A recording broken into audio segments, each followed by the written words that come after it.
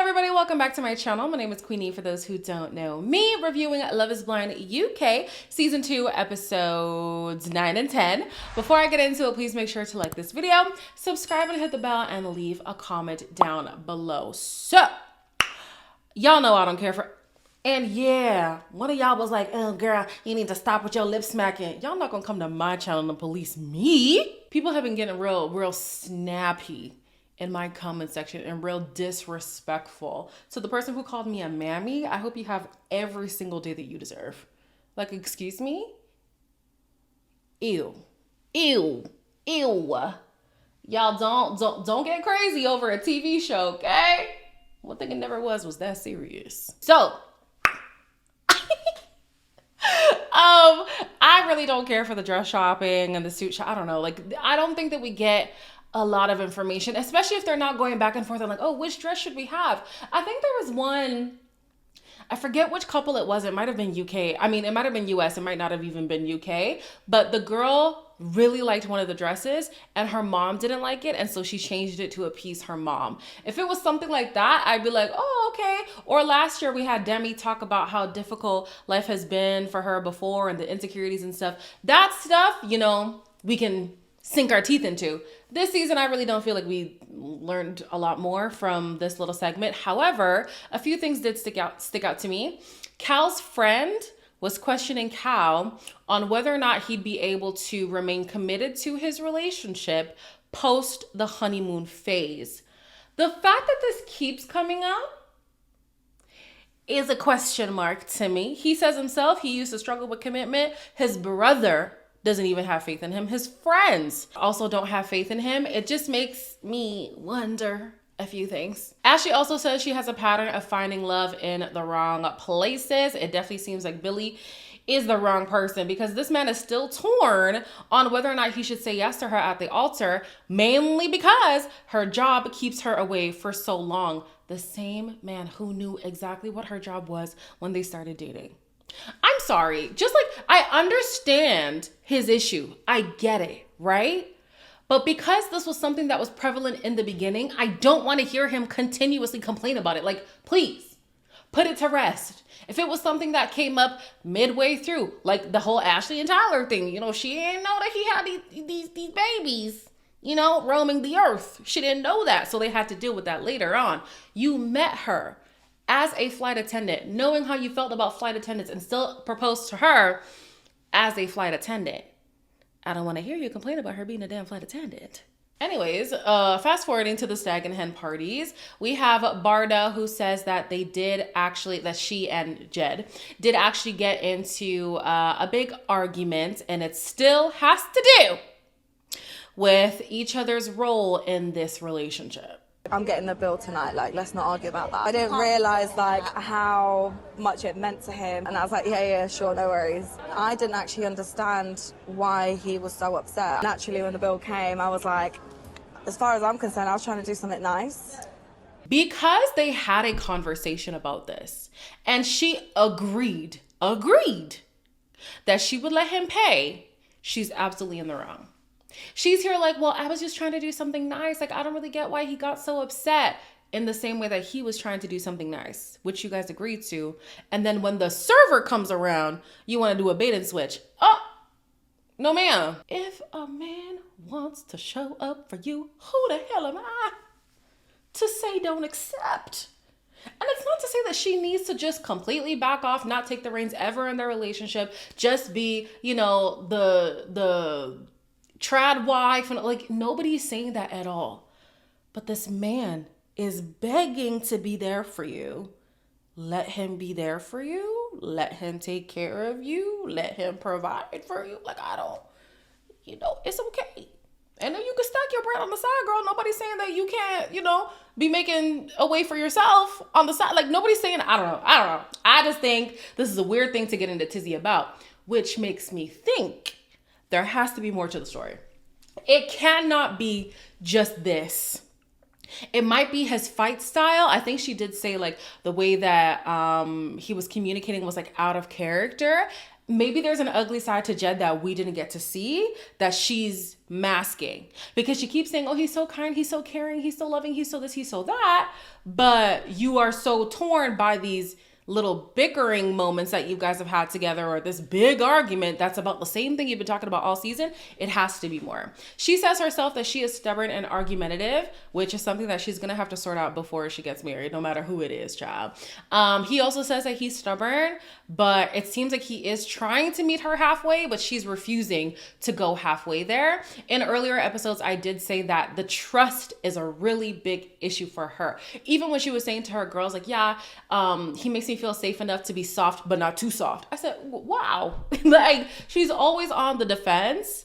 And whether or not it's Jed who she gets married to, this is going to be a point of contention. Like, if the person you're with feels like you're not going to let your walls down with them, what are they saying in the relationship for? What is the, like, what is worth the fight? She also keeps saying that she's had to fend for herself for so long, which is understandable. My thing is, like, maybe she needs to find a way to articulate to her partner that, you know, there's a sense of independence that I never want to lose. Even in partnership, I want to let you in. I want to be able to trust you wholeheartedly, but I cannot let my identity go just because I'm now in a marriage. And if they can find that kind of balance, I think that she'll be okay. But right now, it seems like her vision of marriage is that she has to relinquish everything about her, all her independence, all her, you know what I'm saying? And it doesn't have to be that. Like, marriage is what you make it. And so you're going to have more conversations with your partner about, you know, what you want your marriage to look like. So fast forward to their wedding. We at least know what their wedding looks like. Barda says that at the beginning of their journey, everything was absolutely perfect. She had no doubts about Jed up until this last week or so. Their arguments have turned into more and more arguments like along the way. And yeah, she just doesn't like the way that they've been bickering, especially so close to the wedding. When they get to the altar, I'm not gonna lie to you guys, him getting a little bit teary-eyed, I was like, oh my gosh, this is so cute. They're gonna get married. They're gonna live happily ever after. Baby, consider me shocked. I vowed to do all those things at a time when we're both ready. So sorry. I love you with all my heart. 99% of it. I don't want this to be the end of us. When I tell you, I did not see this coming at all. At all. My friend Alex and I, if you're a longtime viewer, you remember who Alex is. We were there like looking at each other just in pure shock. But you know, I should have known, because whenever people take a long pause and then they start saying words that aren't I do, you know what it's going to be. She was like, you know, I do plan on fulfilling those vows at a later time. I said, oh, dang. So she leaves. She's emotional. He eventually follows after her and he asks her like, yo, like, what was the final straw for you? And basically she's like, yeah, I think we need more time. I just don't have faith. I don't have faith that we will be able to last going the way that we're going. We need to spend more time together. We need to iron out more things. And that's what makes me feel like it has to be more than what they're saying it is. It just has to be. It just has to be. Anyways, he's later asked by his friends what his answer would have been. And he says, well, it's irrelevant now. No. I want to know. Would you have said yes?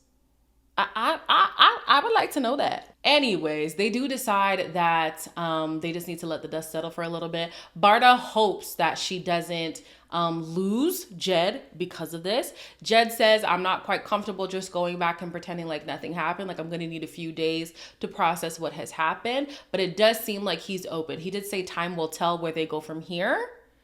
So if I'm to make a prediction, it's going to be either one of two things. Either they have gotten married, right, by the time the reunion airs on Monday, or they absolutely hate each other's guts. Y'all remember the couple from last season? Can't remember the lady's name to save my life, but Steven and that lady, the way that they did not like each other, I feel like if Barda and Jed are not married, that's going to be their disposition. The next wedding is Cal and Sarover's, and I swear to you guys, I was begging, begging for a yes, because I could not take a no again from the couples that I believe in so much. Like, and it's so funny to see people react to my videos being like, oh, are you serious? You can obviously tell that Cal is being edited a certain way. Yeah, it's a show. I'm aware that we're watching a show. Are you aware that we're watching a show? Like, yes, of course the show is trying to edit him a certain way, but at the root of it, I actually do believe in their relationship. My only question is why everybody keeps bringing up this whole like, well, he gets really locked in at the beginning and eventually the feelings dissipate. You know, like I believe that he likes this woman, that he loves this woman. But is the feeling going to be fleeting after a while?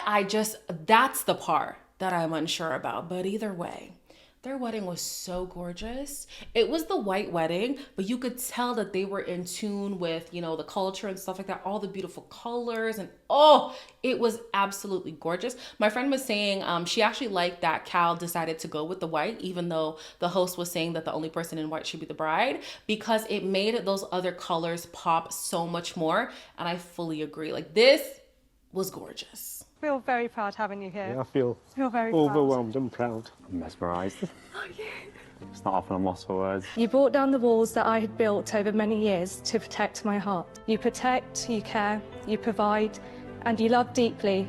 It's all up here. I had written down all the qualities I wanted in my future wife. Cute, caring, thoughtful. You're all those things and so much more. Do you, Colleen, take her over to be your wife? I do. I do. When her dad showed up at the wedding, I knew they were getting married. I knew. Because there's no way that you're coming from such a strict family and you convince your father to come just for the theatrics, just for bands. No way. No way. It was so beautiful seeing people getting emotional. It was so great. Loved her vows. They sounded very intentional. His, not so much. And I'm thinking like, yeah, maybe he gets edited a certain way too, but I think just in general, he might just not be the best with words. You know, that just might not be a strong suit, and that's okay. Yeah, they said I do. It was beautiful. When she changed into that more traditional dress, I said, yes, so over. Yes. I wish he had something too, but it's fine. It's fine. It was really cute. Honestly, Godspeed to you too. This was great. Meghan and Kieran's wedding was next. Guys, from the beginning, just so sweet, so gorgeous. Like, everybody was so giddy. Like, Meghan was giddy from the door. Kieran was giddy from the altar. Once they got together, I thought they were gonna kiss. I said, oh Lord, it was so good. Before that though, he had conversations with his parents, and his conversation with his mom just felt very formal. My friend and I were wondering, do they give titles to you guys? Either they're titled or they're like very, very British. I don't know. But it kind of gives that, you know, the mom could hold some kind of title. Anyways, back to the wedding. Gorgeous. Loved it. You're going to be missing. I can't believe it. Oh, Meghan. Don't cry, you've only said one word. I promise to always be your biggest cheerleader. You have opened my eyes to a whole new realm of kindness and understanding. I love you and I always will. I do. I do. There was not really like any doubt, to be honest. Mr. and Mrs. At one point or another, it seemed like literally every single person had at least one teary moment. At least one. The room was just emanating with love. Like, I was so enamored, guys. I kid you not. It was so gorgeous. It was beautiful. I loved every second of it. I even loved the like post wedding debrief thing that they did, because Meghan said something that I've been saying, well, on my vlog channel. I think I might have said it here too. I don't know, child. But basically talking about being so in love with somebody that they heal things that, you know, you've been struggling with in the past, or they open your eyes to things that you never thought that you would see before in romantic relationships and stuff. And to see that Meghan has finally experienced something that she genuinely can say she's never experienced with any person before is so beautiful. That side eye that I was having for Kieran is gone.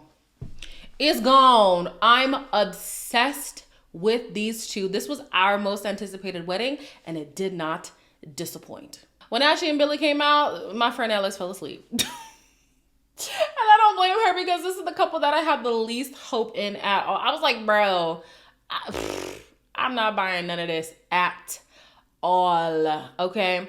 Billy was having a conversation with his mom, and she was saying that he struggles with being a people pleaser, essentially, and it's time for him to stick true to his own convictions and make decisions that benefit him instead of him looking out for other people before himself. From that moment, I was like, oh, damn, he gonna say no. She coming? Thank you, Billy, for seeing me for who I am, restoring my faith and trust in love. I'm so lucky to have found you. I love your values. I love your heart. I knew I had my insecurities, and you've made me a better man because of it. I do. I do. Oh my God. You mean to tell me this isn't a producer planted couple? They real? Oh. Okay, well, best of luck to them. You know what I'm saying? She did say that, you know, she's willing to change her career path if it made the most sense for her relationship. So I guess that was the determining factor, because the big issue for him was this whole flight attendant thing. For her, I feel like they sorted out the food issue. I really want them to get into that deeper at the reunion, because like I said, I do feel like he was being difficult, but I also allowed for room for him to maybe have an eating disorder of some kind. I don't know the name. I know some people were cooking me like, oh, why don't you just say what the name is? Because I didn't know what the name was. Okay. But yeah, I really want them to dive into that a little bit more, because that was a lot. That was a lot. But okay, they still kind of make me a bit uneasy, but they look like they love each other so much, and I love that for them. I truly do. I didn't make predictions for the other couples. I think Sarova and Cal are... Do I think they're still together? If not for everybody else's commentary, I actually would say yes. Billy and Ashley... I also don't know about that. I'm going to say yes. I'm going to say yes, still together. I already said for Barda and Thing. Megan and Thing, we already know that they're still together, okay? They've been doing TikToks in the same locations and stuff like that. Unless they're just really, really, really good friends now, I think they're still married. I absolutely believe this. I need them to still be married. I was saying to Alex that this is the best batch of weddings, even with the couple that said no. It just felt so wholesome across the board. It didn't feel gimmicky. It didn't feel like somebody was just bringing you to the altar to waste your time, even with the no. It didn't feel like Barda was just doing it to waste Jed's time. I loved it. I loved it so much. I hope that everybody's still together come the reunion airing on Monday. So with that being said, as always, like, comment, share, and subscribe. And I'll see you in the next one.